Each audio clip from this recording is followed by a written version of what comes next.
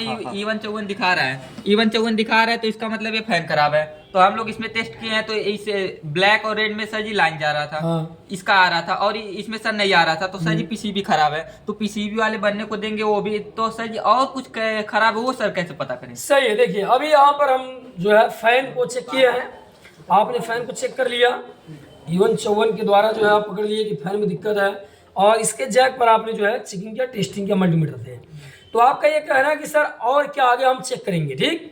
हाँ सही है, आगे और क्या, अगर आगे कोई और प्रॉब्लम होती है हमारी एसी में तो हमें चेक करना होगा। अब जैसे यहाँ पर E154 दिखाया है, फैन मोटर नहीं चल रहा है, तो अब ये चीज़ हमने क्लियर करने के बाद तो कस्टमर के यहाँ गए हैं, तो आगे जब हम और प्रॉब्लम क्लियर किए रहेंगे तो हम कहीं फंसेंगे नहीं कि हम फैन वाला सही कर दिए, मतलब ये डिस्प्ले सही करवा दिए, हम इसका E154 सही कर दिए, एरर कोड हट गया, पीसीबी सही करवा दिए, और उसके बाद जो है फिर लगाए। तो ऐसा ना हो कि हम धोखा खा जाए कि और भी प्रॉब्लम इसमें है। तो इसके लिए आपको क्या करना पड़ेगा, सिंपल एकदम, कि आउटडोर पर जाकर के देखना रहेगा कि आउटडोर में सप्लाई जा रही है कि नहीं। तो यहाँ पर जैसे आप देखेंगे आउटडोर में यहाँ पर लाइट यहाँ पर जल रहा है, तो यहाँ पर लाइट जो देखेंगे हम, यहाँ पर 3 लाइट भी होती है। यहाँ पर जैसे आप देख सकते हैं यहाँ पर 3 लाइट भी होती है। इस लाइट को आप देखेंगे, इसमें आपको ये देखना पड़ेगा कि इस लाइट का क्या मतलब होता है। ये भी एक एरर कोड है, एरर बिलिंग करता है, एक एरर डिस्प्ले भी दिया हुआ है एलईडी। तो इसको हम जब सर्च करेंगे अपने मोबाइल में, देखेंगे जो आईएलसी एरर कोड होता है उसको जब देखेंगे हम, तो हमें ये पता चलेगा इससे कि क्या इसका पोजीशन है आउटडोर का, क्या ये सही है कि खराब है। तो अभी प्रेजेंट टाइम में जो दिखा रहा है, तो अभी जब देखेंगे तो नॉर्मल पोजीशन अगर इसमें दिखा रहा है, आपके मोबाइल के ऐप में दिखा दिया कि नॉर्मल पोजीशन, इसका मतलब है, तो नॉर्मल पोजीशन है, तो इसका मतलब कि आउटडोर में दिक्कत नहीं है, आउटडोर हमारा क्लियर है। और यहाँ पर जो है और भी चीज़ें हम चेक करेंगे, जैसे मल्टीमीटर से जो है हमें ये चेक करना रहेगा कि यहाँ पर जो है और सप्लाई हमारी जो इनपुट हो रही है, क्या हुआ है, सप्लाई आउट हो रही है कि नहीं। इन कर रही है तभी डिस्प्ले यहाँ पर चल रहा है। तो हमें ये भी चेक करना रहेगा कि जो सप्लाई इन हो रही है, ये सप्लाई हमारा आउट हो रहा है कि नहीं।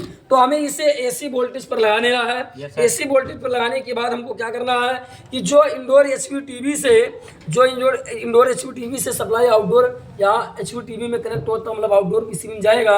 अब यहाँ पर न्यूट्रल फेज पर हम वोल्टेज चेक करेंगे, तो न्यूट्रल फेज हमारा देखेंगे यहाँ पर यह लिखा हुआ है। तो जब हम चेक करते हैं इंडोर से आउटपुट वोल्टेज, तो ये आउटपुट वोल्टेज हम जो है इंडोर के एचवी टीवी पर ही चेक करते हैं, यहीं पर चेक करते हैं। यहाँ पर से यल लिखा है, यहाँ पर 2 लिखा है यल, यहाँ पर एक कम्युनिकेशनर होता है। तो हम न्यूट्रल फेज चेक करते हैं, तो यहाँ पर देखेंगे क्या बता रहा है।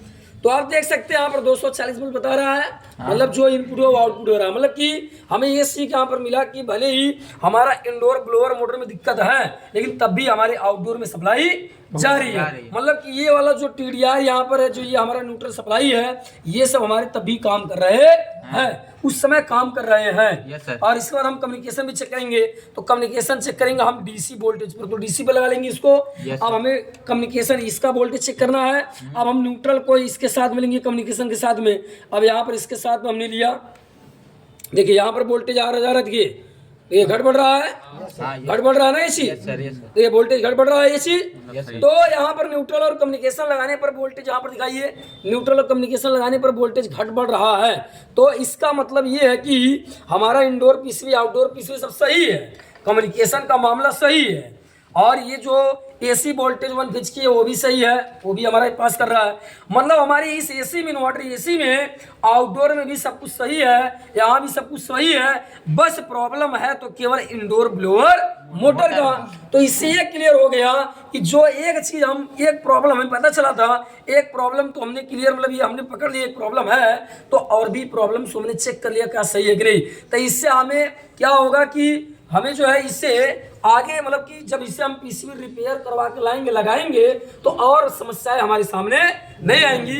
वही हम पीसीबी रिपेयर करवा के बीएलडीसी मोटर का जैक लगा देंगे, ये हमारा सही हो जाएगा, चालू हो जाएगा, और प्रॉब्लम से हम बच जाएंगे, और कस्टमर भी मेरा नाराज नहीं होगा। आए समझ में? सर और किसी को कोई प्रॉब्लम होगी सर कमेंट कर देगा, आप बता देंगे।